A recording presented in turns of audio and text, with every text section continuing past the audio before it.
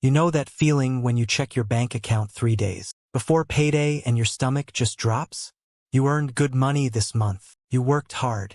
You put in the hours. But somehow, somewhere, between your paycheck hitting your account and right now, most of it just vanished. And you're sitting there thinking, where did it all go? I didn't buy anything crazy. I didn't go on a shopping spree. I just lived my normal life. But here's the thing, that normal life you're living is exactly the problem. And it's not really your fault. See, we're all walking around thinking we're making rational decisions. With our money, we think we're in control. We believe we're being smart, careful, responsible adults. But the truth is, our brains are working against us every single day, and entire industries have figured out exactly how to exploit the way we think. They've turned our psychology into their profit margin. And most of us have no idea it's even happening. Let me paint you a picture. It's a regular Tuesday evening. You've had a rough day at work. Your boss was demanding, your coworkers were annoying, and you sat in traffic for 40 minutes on the way home. You walk through the door exhausted, and you think, I deserve something nice today. So you order food delivery instead of cooking. $35 plus tip. That's not a big deal, right? You worked hard. You earned that money. You deserve a break from cooking. This is the first trap, and you just walked right into it. The I deserve this mentality is probably draining more money from your account than you realize. And here's why it's so dangerous. You do deserve good things. You do work hard. You should be able to enjoy your life. That's not the issue. The issue is that this thought pops into your head multiple times a week, sometimes multiple times a day, and each time it does, comes with a price tag. Think about your last week. How many times did that voice in your head say, I deserve this? Was it when you grabbed the premium coffee instead of making it at home? Was it when you added those extra items to your online cart? Was it when you upgraded to the nicer hotel room, got the better seat on the plane, or chose the name brand product instead of the generic? Each time it felt justified. Each time it felt like a small thing. But here's what nobody tells you. Small things aren't small when they happen constantly. $35 food delivery twice a week is $360 a month. That's $4,320 a year. On just thinking you deserve a break from cooking twice a week. Now add in the premium coffee, the convenient purchases, the small upgrades, and all those other little I deserve this moments. You're potentially looking at $10, $15, maybe $20,000 a year spent on deserving things. But let's dig deeper because it gets worse.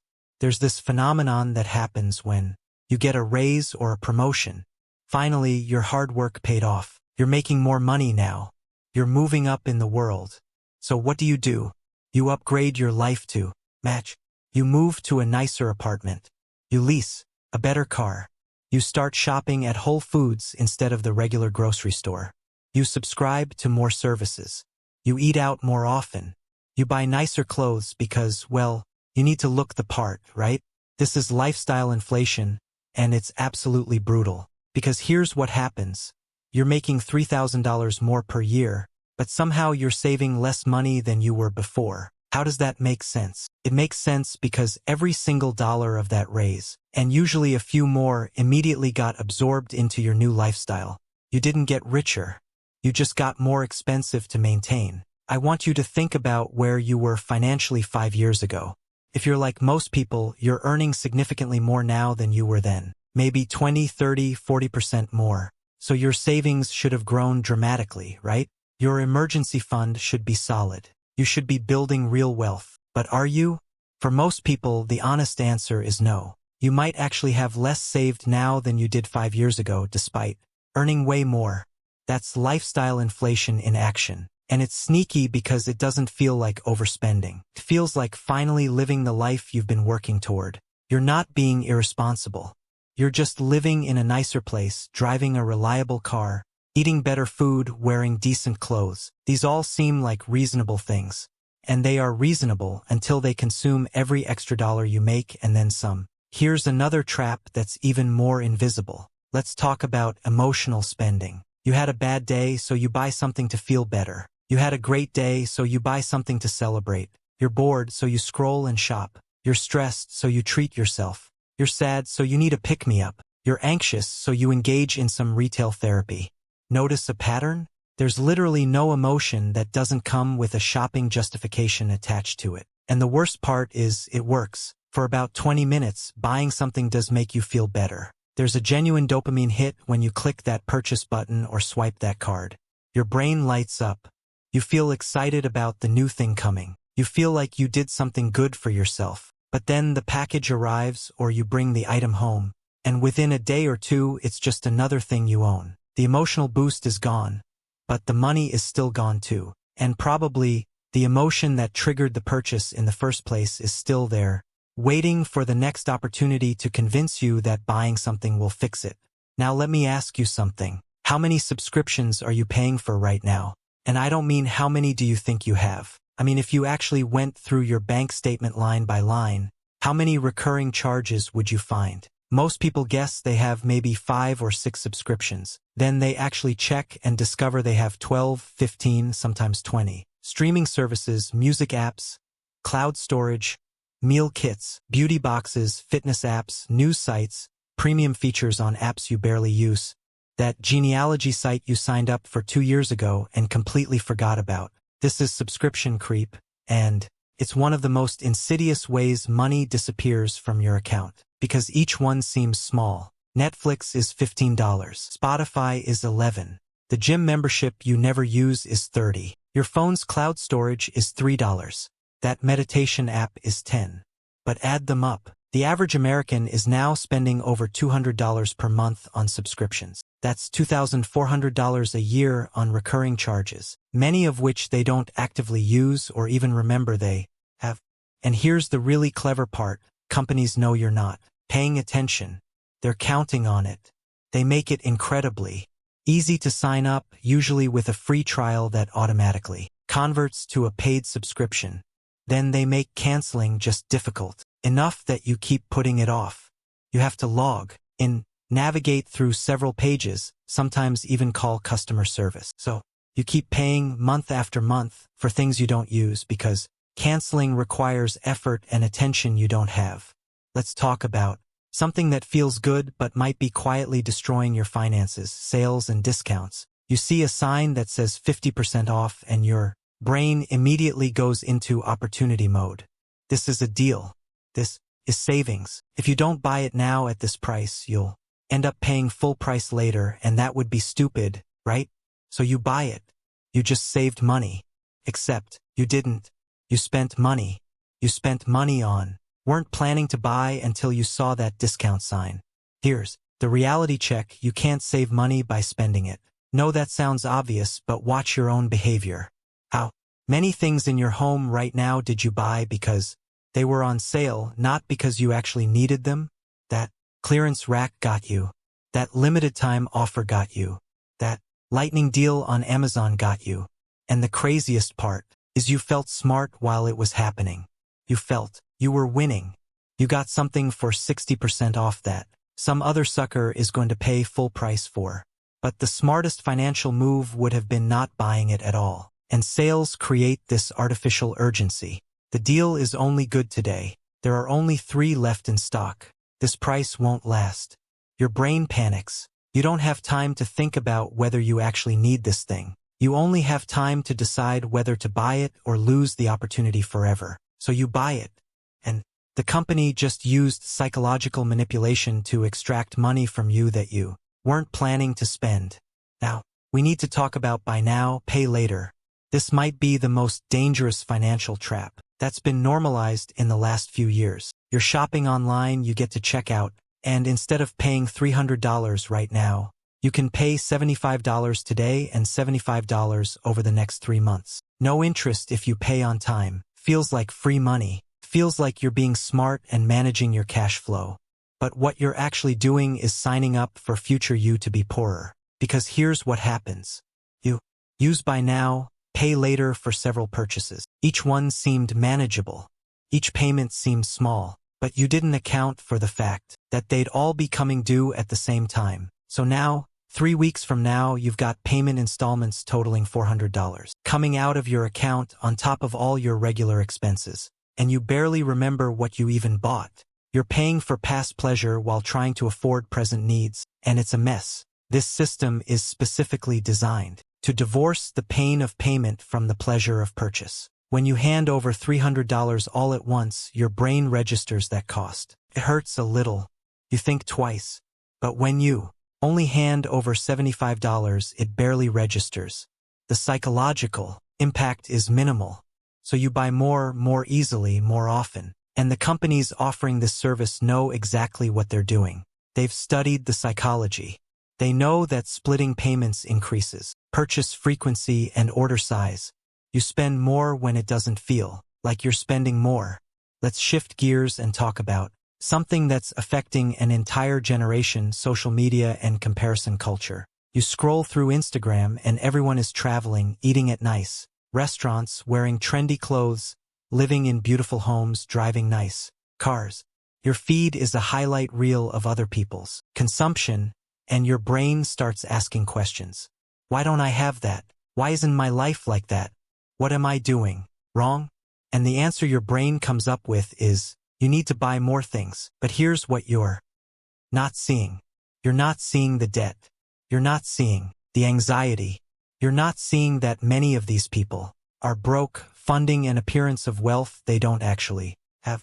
You're not seeing the credit card statements, the payment plans, the financial stress happening behind those perfect photos.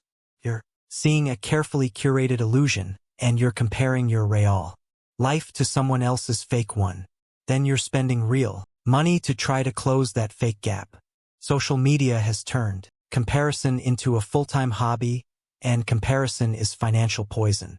Because there will always be someone with more. Always. If you make 50,000, you'll compare yourself to people making 70. When you make 70, you'll compare yourself to people making 100. At 100, you'll compare to people making 200. There's no income level where comparison stops making you feel inadequate. The only way to win is to stop playing the game. But we don't stop. We keep scrolling, keep comparing, keep buying things we can't afford to impress people we don't know with money we don't have. And every swipe up, every sponsored post, every influencer partnership is specifically designed to make you feel like you're missing out on something you need to buy immediately. Here's a trap that sounds boring but is absolutely devastating to your finances: convenience. We live in the era of ultimate convenience, and we're paying a massive premium for it. Food delivery apps charge you more for the food than the restaurant does. Then add delivery fees, service fees, and expect a tip. You're paying $12 extra for the convenience of not driving 10 minutes. Grocery delivery, same thing. Ready-made meals, meal kits, pre-cut vegetables, individual serving sizes, all convenience, all expensive. The convenience tax extends to everything. You pay more to book online without talking to a human. You pay more for same-day shipping. You pay more for curbside pickup. You pay more to skip the line. You pay more to have someone else assemble it, install it, set it up, figure it out. And each individual convenience charge seems worth it. Your time is valuable. Your energy is limited. Why wouldn't you pay a little extra to make life easier? But add it all up. Calculate what you spend per month on convenience. Food delivery, grocery delivery, prepared foods, expedited shipping, service fees, all the little charges for making your life slightly easier. For many people, this number is staggering. We're talking $500, $1,000, sometimes $1,500 a month spent on not doing things yourself. That's potentially $18,000 a year spent on convenience. Think about what that money could do for your future if you were just willing to be slightly less convenient in your present. Now let's talk about aspirational purchases. These are the things you buy based on who you want to be, not who you actually are. You buy the gym membership for the person who works out 5 days a week, but you're the person who works out twice a month. You buy the fancy kitchen gadget for the person who meal preps and cooks gourmet dinners, but you're the person who orders takeout 4 nights a week. You buy the professional camera for the person who's going to get serious about photography, but you're the person who uses your phone for pictures. We spend enormous amounts of money on fantasy versions of ourselves. The clothes for the social life we wish we had. The equipment for the hobbies we wish we pursued. The books we wish we read. the courses we wish we'd take, the apps and programs for the productive, organized, disciplined person we wish we were. And every time we buy these things, we genuinely believe this time will be different. This purchase will be the catalyst that transforms us into that better version of ourselves. But it almost never is. The purchase itself feels like progress, so once we buy it, we feel like we've already accomplished something. The motivation that drove the purchase starts to fade. The gym membership goes unused. The equipment gathers dust. The books stay unread. The courses stay incomplete. And we're left with less money and the same unchanged version of ourselves. And the same unchanged version of ourselves until the next aspirational purchase comes along and promises transformation once again. There's also this thing called the sunk cost fallacy, and it's draining your bank account in ways you probably don't recognize. You buy something expensive and then you keep spending money on it because you already spent so much that you can't quit now. You bought the expensive blender, so now you feel obligated to buy the special ingredients for smoothies you don't really want. You paid for the annual gym membership upfront, so now you keep buying workout clothes and supplements even though you rarely go. You invested in that business idea, so you keep putting more money in, even though it's clearly not working. The sunk cost fallacy tells you that money you've already spent is a reason to keep spending. But that's backwards. Money you've already spent is gone. The only question that matters is whether the next dollar you spend is a good decision right now, regardless of what you spent before. But we don't think that way. We think, I've already put $2,000 into this. I can't waste that money by quitting now. So we put in another 500, another 1,000, another 2,000, throwing good money after bad, trying to justify the initial expense that never should have happened in the first place. Here's something uncomfortable we need to address. How much of your spending is actually about your needs versus your need for validation? Think about your car. Does it get you where you need to go reliably? Then functionally it's doing its job. But is it the right car? Does it send the right message? Does it make you look successful, responsible, fun, adventurous, whatever identity you're trying to project? Same with your home, your clothes, your phone, your accessories, where you go, what you do, what you post about. We're spending huge amounts of money on signaling to others that we're doing okay, that we're successful, that we belong, that we're worthy of respect. And in many ways, modern consumer culture is just an expensive signaling system, where we're all trying to communicate our value through our purchases. The problem is, it's bankrupting us. We're going into debt to send signals to people who aren't paying attention, and wouldn't care if they were. And let's be real about something else. How many of your purchases are about filling a void that has nothing to do with the thing you're buying? You're lonely, so you buy stuff. You're unfulfilled at work, so you buy stuff. You're disconnected from purpose, so you buy stuff. You're anxious about the future, so you buy stuff. Shopping becomes a coping mechanism, a distraction, a way to feel like you're doing something, when you're actually avoiding something. The thing is, you can't buy your way out of unhappiness. You can't purchase fulfillment. You can't acquire meaning. But we keep trying because for a brief moment, buying something makes us feel better, feel hopeful, feel like things are changing. Then the feeling fades, the underlying issues remain, and we're just poorer with more stuff we don't need. Here's the reality nobody wants to hear. Most of us are spending more than we earn, not because we're financially illiterate or irresponsible, but because we're human beings living in a system that's designed to extract maximum money from us by exploiting exactly how human beings think and feel. Every app, every store, every advertisement, every sale, every influencer post, every easy payment plan, it's all engineered. They've run the studies. They've analyzed the data. They know exactly which psychological buttons to push to make you spend. And they're pushing those buttons hundreds of times a day. You're being marketed to constantly, relentlessly, from the moment you wake up and check your phone until you go to sleep with the TV on. You're seeing thousands of messages designed specifically to make you feel inadequate with what you have and convinced that buying something will fix it.